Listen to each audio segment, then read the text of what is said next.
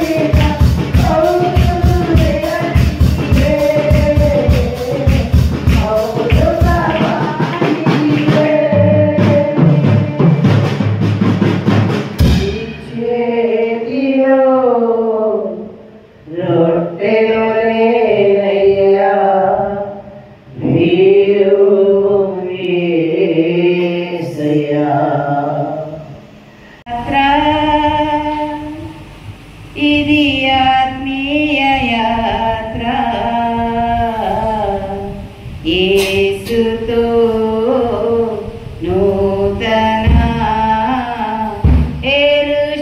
యెరూషలేము యాత్ర మన యేసుతో నూతన యెరూషలేము యాత్ర ఆనంద యాత్ర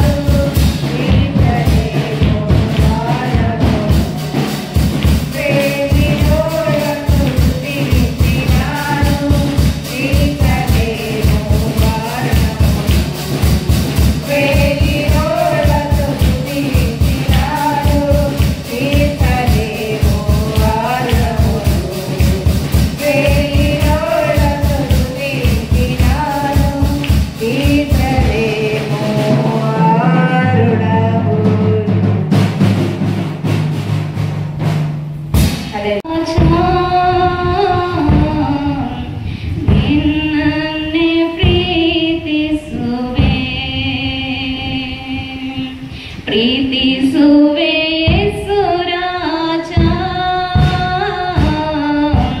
ನಿನ್ನನ್ನೇ ಪ್ರೀತಿಸುವೆ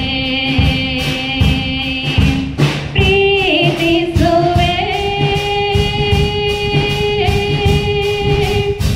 ಪ್ರೀತಿಸುವೆ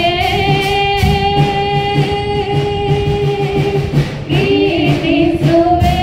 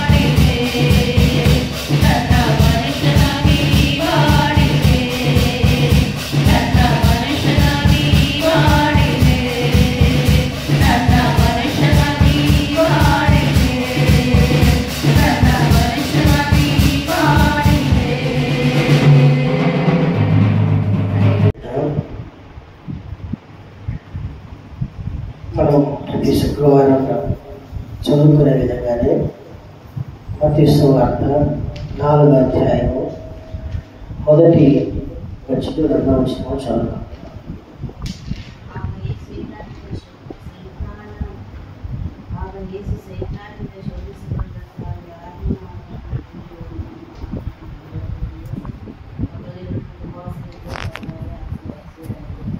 తెలుగు మేము చదువుకున్నాం. తెలుగు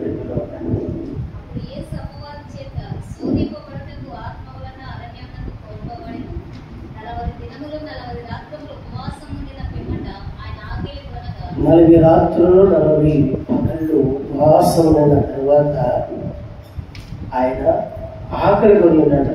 యేసు ప్రభువారు తన సేవ ప్రారంభంలో ఉపవాసం ఉండి ప్రార్థించారు. ఆ ప్రార్థన ఇంత మటుకు క్రైస్తత్వాన్ని వృద్ధి చేయడానికి, క్రైస్తత్వాన్ని పెరిగి చేయడానికి, ప్రపంచంలోనే క్రైస్తవులు అధికమైన జనంగా ఉండడానికి ఆ ఒక ఉపవాస ప్రార్థన యొక్క ఫలము చూస్తూ ఉన్నాం. అయితే ప్రతి శుక్రవారం ఈ వాక్యాన్ని మనం చదువుకుంటున్నాం. ఈ శుక్రవారంలో దావీదు తాను చేసిన ప్రార్థనలో ఆధారం గురించి ప్రార్థిస్తున్నాడు. దావీదు తనకి ఏదేది ఆధారమైనదో ఆధారం గురించి జ్ఞాపకం చేసుకున్నాడు. ఆ దావీదు ఆధారం చేసుకున్న కార్యాన్ని మనం కూడా జ్ఞాపకం చేసుకుందాం. ఏ విషయంలో దావీదు దేవుని మీద ఆధారపడ్డాడు అని మనం చూస్తే ప్రతి విషయాన్ని, ప్రతి కార్యం కూడా దేవుని మీద దావీదు ఆధారపడ్డాడు. అందుకొరకే దావీదు తన జీవితంలో వచ్చిన అనేకమైన సమస్యల్లో, అనేక ఇబ్బందుల మధ్యలో, అనేకమైన ఉద్యోగం మధ్యలో, ఆనందం మధ్యలో, దుఃఖం మధ్యలో, సంతోషం మధ్యలో, వీటన్నిటి మధ్యలో దావీదు ప్రార్థన చేసేది ఏంటంటే, కీర్తన రాసిన పుస్తకంలో మనం తెలిసిన వాక్యమే. అదే ఒకసారి చదువుకుందాం. 3వ అధ్యాయం 3వ వచనంలో దావీదు ఇలాగూ ప్రార్థన చేస్తున్నాడు దేవుని దగ్గర. కీర్తనలు 3వ అధ్యాయం 3వ వచనం.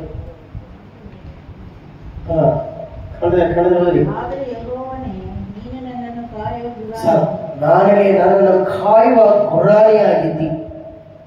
ತಿಳಿಬೇಕಂತಾನೆ 3వ అధ్యాయం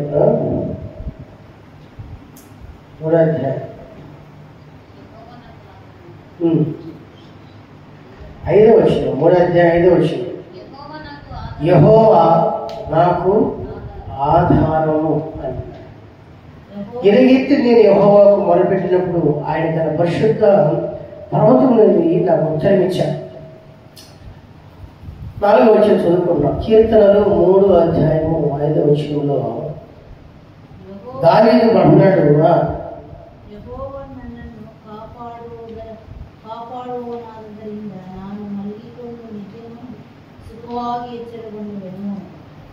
దావీదుకు దేవుడు ఆధారంగా నిలబడ్డాడు. దావీదు దేవుని అన్ని విషయాల్లో ఆధారంగా తీసుకున్నాడు. ఏ మనుషుని యొక్క ఆధారాన్ని ఆధారపడకుండా, రాజుల యొక్క శక్తి, సామర్థ్యము, అతిశయాలు, సైన్య బలం వాటిని బట్టి ఆధారం చేసుకోకుండా యెహోవాయే నాకు ఆధారం అని చెప్పాడు. మరి తను అభిషేకించిన సామువేలు కొన్ని రోజులకి, కొన్ని వారాలకి, కొన్ని నెలలకు, కొన్ని సంవత్సరాలకి సామువేలు చనిపోయాడు. సామువేలే కదా దావీదును అభిషేకించింది. అభిషేకించిన సామువేలు మీద కానీ, తన అన్నదమ్ముల మీద కానీ, తన తండ్రి మీద కానీ ఎవరి మీద దావీదు ఆధారపడకుండా దావీదు అంటున్నాడు, యెహోవాయే నాకు ఆధారం అన్నాడు. అదే 4వ అధ్యాయం 1వ వచనం మనం చూసినట్లయితే దావీదు అక్కడ ఏం ప్రార్థన చేస్తున్నాడంటే, చదవండి. 4వ అధ్యాయం 1వ వచనం. నా నీతికి నేను మొరపెట్టినప్పుడు నాకు ఉత్తరం ఇవ్వు. ఇరుకులో నుండి నేను నీకు మొరపెట్టించినప్పుడు నాకు విశాలతలో నుండి జవాబు దయచేసి నన్ను కరుణించి నా ప్రార్థన అంగీకరించు అని ప్రార్థన చేస్తాను. కడదల్లి న్యాయವನ್ನು ಸ್ಥಾಪಿಸುವ ನನ್ನ ದೇವರೇ, ನಿನಗೆ ಮೊರೆಯಿಡುತ್ತೇನೆ, ಸದುತ್ತರವನ್ನು ದಯಪಾಲಿಸು. ಇಕ್ಕಟ್ಟಿನಿಂದ ಬಿಡಿಸಿ ಇಬ್ಬಾದ ಸ್ಥಳದಲ್ಲಿ ಸೇರುವಾತನೇ. యెహోవా నాకు ఆధారం అని చెప్పాడు. రెండోది ఏమంటే ఆధారం. దేనికి ఆధారం అంటే చెప్పండి, నీతికి ఆధారం. చెప్పండి, నా నీతికి ఆధారము దేవా. మనం కొన్ని విషయాల్లో నీతి కలిగిన కార్యాలు చేస్తామని యేసుప్రభువు చెప్పారు. మత్తయి సువార్త 6వ అధ్యాయంలో 5వ అధ్యాయంలో 7వ అధ్యాయంలో చూసుకుంటే కొంతమంది నీతి పనులు చేస్తారని చెప్పారు. దావీదు నా నీతికి నీవే ఆధారము అని చెప్పాడు. మత్తయి రాసిన సువార్త 6వ అధ్యాయం మనం మొదటి వచ్చిన చదివినట్లయితే అక్కడ రాయబడింది. మత్తయి బదులే సువార్తె 6వ అధ్యాయం మొదలు వచ్చిన ఓదుబాగా అక్కడ ఇలా రాయబడింది. చదవండి. మత్తయి రాసిన సువార్త 6వ అధ్యాయం మొదలు వచ్చిన మనుషులకు కనబడవలనని వారి ఎదుట మీ నీతి కార్యములు చేయకుండా జాగ్రత్తగా చేసుకోండి. కన్నడండి 6వ అధ్యాయం మొదలు వచ్చిన ಜನರು ನೋಡಲಿ ಎಂದು ನಿಮ್ಮ ಧರ್ಮ ಕಾರ್ಯಗಳನ್ನು ಅವರ ಮುಂದೆ ಮಾಡಬಾರದು. ನೋಡಿರಿ, ಹಾಗೆ ಮಾಡಿದರೆ ಪರಲೋಕದಲ್ಲಿರುವ ನಿಮ್ಮ ತಂದೆಯ ಹತ್ತಿರ ನಿಮಗೆ ಫಲ ధర్మ కార్యಗಳು దొరయదు. వాక్యం రాయబడితే నీతి, మన నీతి గురించి యేసుప్రభువు చెప్తున్నాడు. మనుషులకు కనబడవాలని వారి ఎదుట మీ నీతి కార్యము చేయకుండా జాగ్రత్తగా ఉండాలి. దావీదు దేవుని నీతికి ఆధారంగా చేసుకున్నాడు. చెప్పండి, దేనికి ఆధారం చేసుకున్నాడ? అన్ని విషయాల్లో ఒకసారి మన ప్రార్థన ఆలకించకపోయినా, చెప్పండి, మన దేవుడు ఎవరు? మన యేసయ్య ఎవరమ్మా? మన యేసయ్య ఎవరు? నీతిమంతుడు. దావీదు ఒకసారి తన కలిగిన ఇబ్బందుల మధ్యలో, తన కలిగిన శ్రమల మధ్యలో 7 రోజులు ఉపవాసం ప్రార్థన చేశాడు. ఎన్ని రోజులు అంట? 7 రోజులు. కానీ ఆ ప్రార్థన ఆలకించబడ్డా. దావీదు అన్నాడు, నా నీతికి ఆధారం నీవే. చెప్పండి ఏమన్నాడు? చెప్పండి, అమ్మ చెప్పండి. నా నీతికి ఇంకొకసారి చెప్పండి. ఆధారం, మన నీతికి ఆధారం ఆయనే. మన నీతికి ఆధారం ఆయనే. ఒకసారి శత్రువులు దావీదుని చుట్టుముట్టారు. ఒకసారి శత్రువులు దావీదుని తరివారు. ఒకసారి శత్రువులు దావీదుని చూసి హెచ్చరిక చేశారు. ఒక్కోసారి దావీదుని చూసి శత్రువులు పగవారు దూషించారు, ద్వేషించారు, శపించారు. కానీ దావీదు ఒకే మాట అన్నాడు. ఎవరన్నాడు చెప్పండి? యెహోవాయే. చెప్పాలి, యెహోవాయే. చెప్పండి అమ్మ చెప్పండి, యెహోవాయే మనకు ఆధారం చేసుకున్నాం. నీతికి ఆధారం ఆయన యెహోవా ఆధారం అన్నాడు. రెండో మాట ఏమంటాడంటే నా నీతికి ఆధారం. మన మనుష్యుల ముందు మన యొక్క నీతి క్రియలు కనబడటానికి ఈ యొక్క మన స్వనీతిని మన ఆధారం చేసుకుంటే మన నీతి ఒక రోజున మనల్ని కింద పడవేస్తుంది. ఒక రోజు మనల్ని మురికి గుడ్డ లాంటి ఒక స్థితిలోనికి మనం తీసుకుంటాం. మురికి గుడ్డలో మూలం పడేస్తాం, మురికి గుడ్డలో పక్కన పడేస్తాం. ఉతికి తరగ తీసి తిరిగి పెడతాం. కానీ మురికి గుడ్డలన్నీ ఒక మూల వేసి ఆ యొక్క మురికి గుడ్డలో ఒక మూల వేసే స్థితి ఆ మురికి గుడ్డలకు. అలాగే మన నీతి అలాంటి ఒక మురికి గుడ్డ లాంటి. దావీదు ఆ మురికి గుడ్డ లాంటి సొంత నీతిని నమ్ముకోలేదు. ఎవరైతే నమ్ముకున్నాడు? మరి దేవుడే తన నీతిగా తగ్గించుకున్నాడు. మన దేవుడి నీతికి ఆధారం. ఒక్కోసారి నీ ప్రార్థన ఆలకించకపోయినా చెప్పండి, నా ప్రార్థనకు జవాబు రాకపోయినా చెప్పండి, యేసయ్యా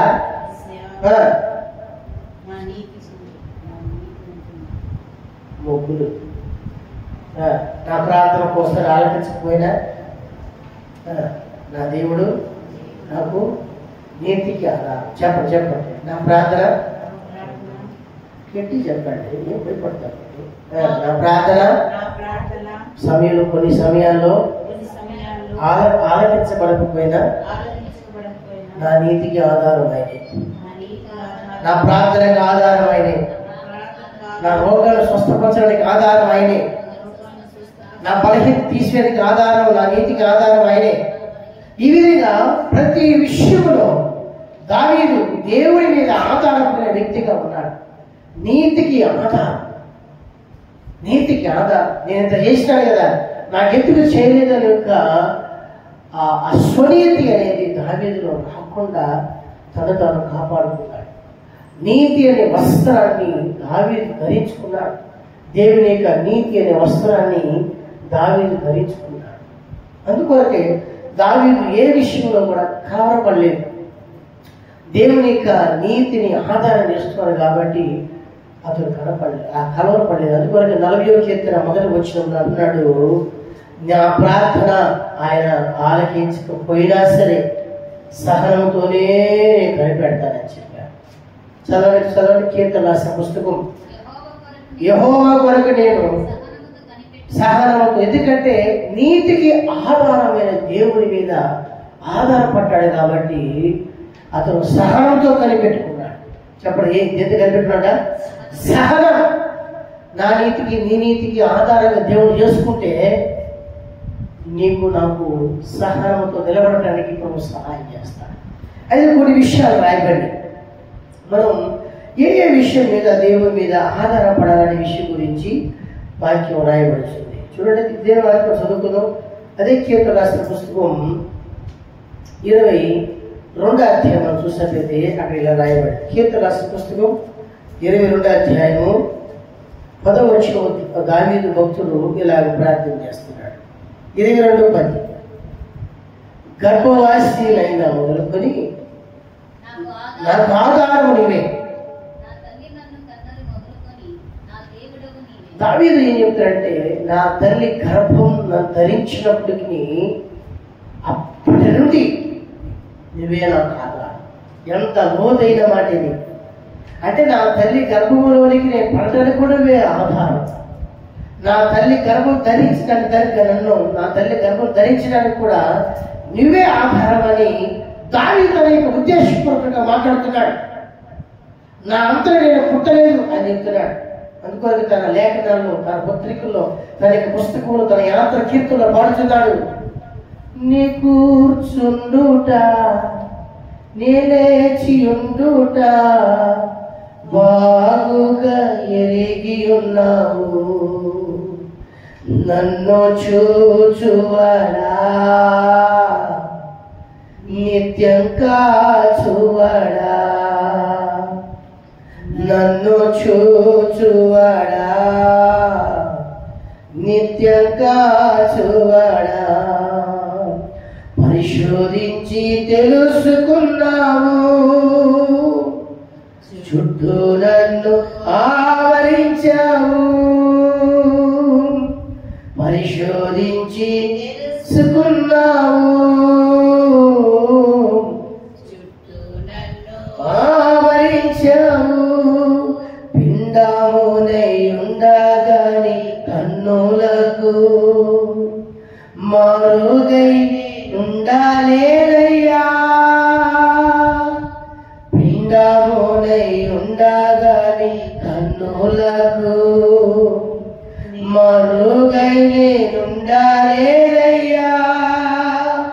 విచిత్రముగా నిర్లించితివి, ఆశ్చర్యమే చున్నది, విచిత్రముగా నిర్మించితివి, ఆశ్చర్యమే చున్నది, ధన్యవాదం యేసు రాజా, ధన్యవాదం యేసు రాజా. 139వ కీర్తన దావీదు రాసిన కీర్తన ఇవ్వబడింది. అక్కడ దేవుడు తన కలిగి చేసిన విధానం గురించి చెప్తున్నాడు. 22వ కీర్తన 10వ వచనం చెప్తున్నాడు, యెహోవా నాకు ఆధారం, నా తల్లి గర్భములో పడినప్పటి నుంచి నేను పడక మునిపే, నా తల్లి గర్భంలో ధరించక మునిపే ఆయన నాకు ఆధారం అని చెప్పాడు.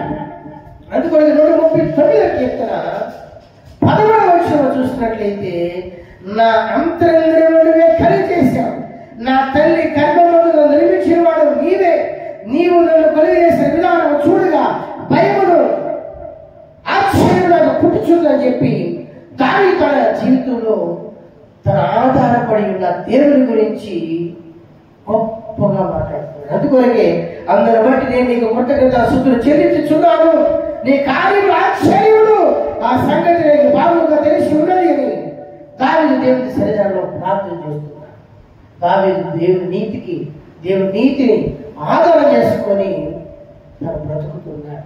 తన సొంత నీతిని తను ఎప్పుడైతే ఆధారపడుతున్నాడో అప్పుడు తన కాలు జారిన వ్యక్తిగా అతను కనబడ్డాడు. ఎప్పుడైతే దేవుని యొక్క నీతిలో తను నిలబడ్డాడో అన్నిట్లోనే అన్నిట్లోనే అతనికి ఘనత. ఈ విధంగా గర్భవాసినైన మొదలుకొని నాకు ఆధారం నీవేనయ్యా అని ప్రార్థించాడు. మనం కూడా చెప్దామా యేసయ్యా నేను చదవండి గర్భవాసినై ఉన్న మొదలుకొని నాకు ఆధారం నీవే. చెప్పండి మీరు చెప్పండి అందరికీ చెప్పండి. గర్భవాసినై ఆధారం నీవే. హల్లెలూయా. మనకు ఆధారం ఆయనే, మన నీతికి ఆధారం. నువ్వు గర్భవంతు పడడానికి కూడా ఆధారం ఆయన. నువ్వు గర్భాన్ని ధరించబడడానికి కూడా ఆధారం ఆయనే. చెప్పండి, నేను గర్భం ధరించాలంటే ఆధారం ఉంది. చెప్పండి, ఎవరు చెప్పండి, నేను గర్భం ధరించాలంటే దానికి కూడా ఆధారం నీవే. గట్టి చెప్పండి గట్టి చెప్పండి. నేను గర్భం ధరించాలంటే ఆధారం నువ్వే. వాక్యం రాయబడుతుంది, దానిలో తన గర్భంలో పడక మునిపే నీ గర్భవాసి అయిన తర్వాత ఆధారం నువ్వే అని భక్తులు తన యొక్క జీవితంలో కలిగిన వాటి గురించి ప్రార్థన చేస్తున్నారు. దేవుని యొక్క వాక్యంలో కొన్ని విషయాలు రాయబడిన వాటిని మనం చదువుకున్న ఆధారం, మన దేవుని యొక్క వాక్యంలో రాయబడిన కొన్ని ఆధారం గురించి మనం చదువుకున్నాం. అలాగే సామెత రాసిన పుస్తకం చూసినట్లయితే ఈ విధంగా రాయబడిన సామెత రాసిన పుస్తకం 3వ అధ్యాయము 26వ వచనం మనం చూసినట్లయితే యెహోవా నీకు ఆధారమగును అని చెప్తున్నాడు. సామెతల పుస్తకం 3వ అధ్యాయము యెహోవా నీకు ఆధారమగును, నీ కాలు చిక్కు పడకుండా ఉన్నట్లు ఆయన మన కాలు చిక్కులు పెట్టాలని సాపలు చాలా విధాలుగా ఆలోచన చేస్తుంటారు. ఈ 3వ అధ్యాయం చాలా శ్రేష్టమైన అధ్యాయం. సామెత పుస్తకంలో ఈ 3వ అధ్యాయం చాలా శ్రేష్టమైన అధ్యాయం. ఎందుకంటే చెప్పండి, మన ఎముకలు మన యొక్క దేహము, మనకు కావలసిన సత్తువ, మన పొట్టల్లో ధాన్యము, చెప్పండి మన పొట్టల్లో ధాన్యము, మన గాడుగులో కొత్త ద్రాక్ష రసము, ఎన్ని కూడా ఆశీర్వాదాలు ఇక్కడే ఉన్నాయి ఈ 3వ అధ్యాయంలో. ఇది కనుక మనం చేస్తే యెహోవాయే నీకు ఆధారం అవుతాడు. నీ కాలు చిక్కుకోకుండా ఉండే నిమిత్తమై ఆయన కాపాడతాడు.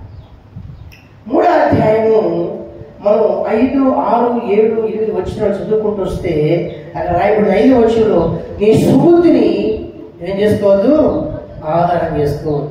6వ వచనంలో నీ ప్రవర్తన అంతటి మీద ఆయన అధికారాన్ని ఒప్పుకోను, తర్వాత అప్పుడు ఆయన్ని ప్రవర్తన సరళం చేయను. 7వ వచనం అన్నాడు నేను జ్ఞానిని కదా అని అనుకోవద్దు. అది కూడా చెప్పండి, నా స్వబుద్ధిని ఆధారం చేసుకున్నాక నేను జ్ఞానిని కదా అని అనుకోకుండా నా ప్రవర్తన అంతటి మీద ఆయన అధికారములకు ఒప్పుకుంటే, హల్లెలూయా చెప్పండి, ఆయన అధికారాన్ని ఒప్పుకుంటే ఏమవుతుంది?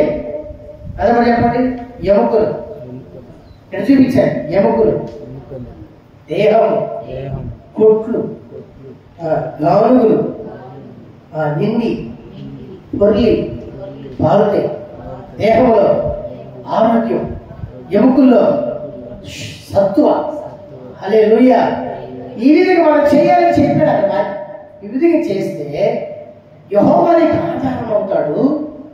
తర్వాత ఆయనని కాలు చిక్కు పడకుండా కాపాడతాడు. ఇలాగ నువ్వు చేయాలి. నీ ప్రవర్తనంతటి మీద ఆయన అధికారాన్ని ఒప్పుకోవాలి. అక్కడ రాయబడిందంటే నీ ఆస్తిలో భాగమిచ్చి యెహోవాను కనపరచు అని రాయబడింది. తర్వాత 21వ వచనం చూసామంటే నా కుమారుడ లెస్సైన జ్ఞానమును వివేచనను భద్రం చేసుకో, వీటిని నీ కన్నుల ఎదుటి నుండి తొలగిపోనీకు. లెస్సైన జ్ఞానం. జ్ఞానము ఒక మరణం. చెప్పండి చెప్పండి, జ్ఞానము చెప్పండి. జ్ఞానము ఒక మర్మం.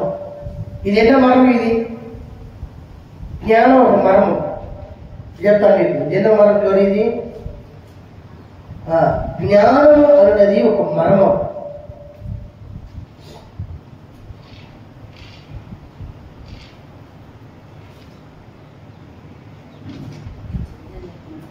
ఒకటో కొరింథీ 2వ అధ్యాయం 7వ వచనం. ఎన్నో మర్మంలో ఇది? 4వ మర్మం. మొదటి మర్మం ఏంటి? విశ్వాసం గురించిన మర్మం. రెండోది దేవుని చిత్తం గురించిన మర్మం. మూడోది పోయి వారు చెప్పుకున్నాం. మూడోది ఏంటి? దైవ భక్తి గురించిన మర్మం. 4వ మర్మం రాసుకోండి. 4వ మర్మం 1 కొరింథీ 2వ అధ్యాయం 7వ వచనం.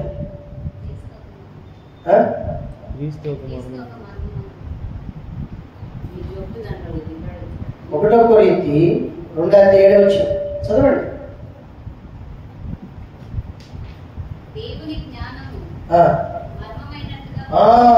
మర్మము, దేవుని జ్ఞానం మర్మం. అందుకొరకే సామెతల పుస్తకం 3వ అధ్యాయం 1వ వచనం చదువుకుంటున్నాం. లెస్సైన జ్ఞానం. జ్ఞానం ఒక మర్మం. బైబిల్లో రాయబడేది. ఇది 4వ మర్మం.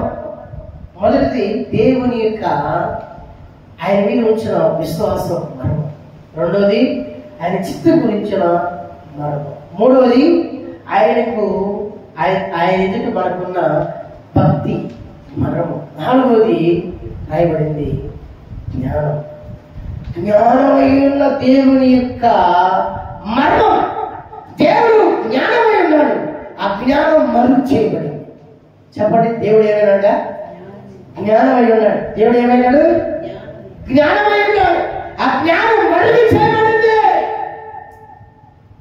ఈ లెస్సైన జ్ఞానం నువ్వు పొందుకుంటే చాలు, ఆయన నీకు ఆధారంగా నిలబడతాడు. నీ కాలు నా కాలు చిక్కుపడకుండా ఉండి నిమిత్తమై, చిక్కులోకి ఇరుకోకుండా ఉండి నిమిత్తమై ఆయన కాపాడుతాడు. ఎప్పుడు రాసిన పత్రిక 12వ అధ్యాయం 1వ వచనం రాయబడింది. సులువుగా చిక్కులు పెట్టే సాతాను యొక్క కుయుక్తులు, సులువుగా చిక్కులు పెట్టే సాతాను యొక్క ఆలోచనలు, సులువుగా చిక్కులు పెట్టే సాతాను యొక్క క్రియలు, కుతంత్రములు, వారి యొక్క ఊహలు, వాటి నుంచి తప్పించుకోవాలంటే దేవుని యొక్క జ్ఞానం మనకు అవసరం. హల్లెలూయా. దేవుని చిత్తం మీద కొన్ని విషయాలు మన తర్వాత నేర్చుకుందాం. దేవుని మనం ఆధారంగా చేసుకుంటే, నీతిని ఆధారంగా చేసుకుంటే, మన ప్రవర్తన మీద ఆధారం మన ప్రవర్తన మీద ఆయన ఆధారంగా నిలబెడితే, అలాగే నేను జ్ఞాని కాదు అని మనం ఎప్పుడైతే ఒప్పుకుంటున్నామో, మన యొక్క ప్రవర్తన మీద ఆయన యొక్క అధికారాన్ని ఇస్తున్నాము.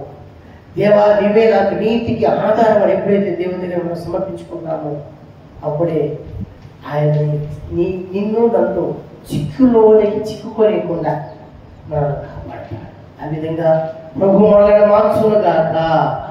ఆమేన్. చిరేసి నిలబడదాం, ప్రార్థన చేసుకుందాం. హల్లెలూయా. కలిసి ప్రార్థించేద్దాం. హల్లెలూయా. మాకు ఆధారమైన దేవానికి స్తోత్రాలు చెల్లిస్తున్నాము నాయన. హల్లెలూయా, హల్లెలూయా, హల్లెలూయా, హల్లెలూయా. Praise the Lord. హల్లెలూయా హల్లెలూయా. ఆధారం నీవేనయ్యా, ఆధారం నీవేనయ్యా, నీకే స్తోత్రమునయ్యా. Praise the Lord. హల్లెలూయా హల్లెలూయా హల్లెలూయా. Praise the Lord. హల్లెలూయా హల్లెలూయా. స్తోత్రమునయ్యా. హల్లెలూయా. తలపులు పాపనయులన్నీ అన్నీయుని ఎరిగి ఉన్నావు. తలపులు తపనయులన్నీ అన్నీయును ఎరిగి ఉన్నావు. నడచినను పడుకున్నాను అయ్యా నీవెరిగి ఉన్నావు. నడచినను పడుకున్నాను అయ్యా నీవెరిగి ఉన్నావు. ధన్యవాదం యేసురాజా, ధన్యవాదం యేసురాజా. తలపులు తపనయు అన్నీయు ఎరిగి ఉన్నావు.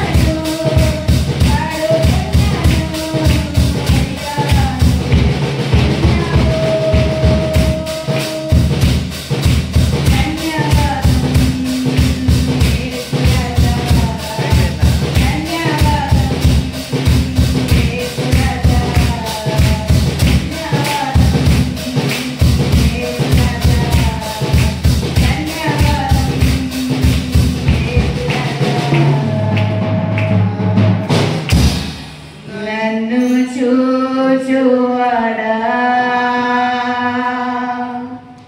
నిత్యం కాచువాడా, నన్ను చూచువాడా, నిత్యం కాచువాడా. కృపల కొరకే దేవునికి స్తోత్రాలు చెల్లించెదము.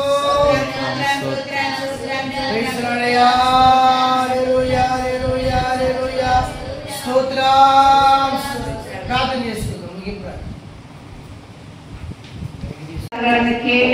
ಅಪಾದ ಪ್ರಕಾರವಾಗಿ ತಂದೆ ಅಯ್ಯ ನಾವು ನಡ್ಕೊಂಡಿರುವುದಕ್ಕಾಗಿ ನೀನು ಸಹಾಯ ಮಾಡಬೇಕೆಂದು ಬೇಡಿಕೊಳ್ಳುತ್ತಾ ಇದ್ದೇವೆ. ಪರಿಶುದ್ಧನೇ ಪರಿಶುದ್ಧನೇ ಅಯ್ಯ. ಕೀರ್ತನೆ 3:5 ಯೆಹೋವ ನನ್ನನ್ನು ಕಾಪಾಡುವುದರಿಂದ ನಾನು ಮಲಗಿಕೊಂಡು ನಿತ್ಯ ಮಾಡಿ ಸುಖವಾಗಿ ಎಚ್ಚರಗೊಳ್ಳುವೆನು ಅಂತ ಹೇಳಿದ್ರಲ್ಲ. ಹೌದಪ್ಪ ತಂದೆ, ನೀನೇ ನನ್ನನ್ನು ಅಯ್ಯ ನಮ್ಮನ್ನು ಕಾಪಾಡುವನಾಗಿದ್ದೀಯಲ್ಲ. ನೀನು ಕಾಪಾಡದಿದ್ದರೆ ತಂದೆ ಅಯ್ಯ ನಾವು ಸಹ ನಮಗೆ ಸಹಾಯ ಮಾಡುವವರು ಯಾರಿಲ್ಲ. ನೀನೇ ಸಹಾಯ ಮಾಡಿ ಕಾಪಾಡುವವನಾಗಿದ್ದೀಯಲ್ಲಪ್ಪ, ನಿನಗೆ ಸ್ತೋತ್ರ. ಅದೇ ಕೀರ್ತನೆ 4:1 ನ್ಯಾಯವನ್ನು ಸ್ಥಾಪಿಸುವ ನನ್ನ ದೇವರೇ ನಿನಗೆ ಮೊರೆಯಿಡುತ್ತೇನೆ, ಸಹಸ್ರವನ್ನು ದಯಪಾಲಿಸುವಂತ ದಾವೀದನು ಈ ರೀತಿಯಾಗಿ ಹೇಳಿದನು. ಅಯ್ಯ ನಾವು ನಿನ್ನ ಸನ್ನಿಧಿಯಲ್ಲಿ ಅದೇ ರೀತಿಯಾಗಿ ಮೊರೆಯಿಡುತ್ತೇವಯ್ಯ. ನಾನು ಇಕ್ಕಟ್ಟಿನಿಂದ ಬಿಡಿಸಿ ಇಂಪಾದ ಸ್ಥಳದಲ್ಲಿ ಸೇರುವವನೇ ಅಂತ ಹೇಳಿದ್ರಲ್ಲ. ಹೌದಪ್ಪ ತಂದೆ ಅಯ್ಯ, ನಮಗೆ ಇಕ್ಕಟ್ಟಿನಲ್ಲಿ ತಂದೆ ಬಿಡಿಸಿಕೊಂಡು ಇಂಪಾದ ಸ್ಥಳದಲ್ಲಿ ನಡೆಸಿಕೊಂಡು ಹೋಗುವುದಕ್ಕಾಗಿ ನೀನು ಕೃಪೆ ಕೊಡಬೇಕೆಂದು ಬೇಡಿಕೊಳ್ಳುತ್ತಾ ಇದ್ದೇನೆ ಅಯ್ಯ ತಂದೆ. ಅದೇ ಕೀರ್ತನೆ 41 ನಾನು ಯೆಹೋವನಿಗೆ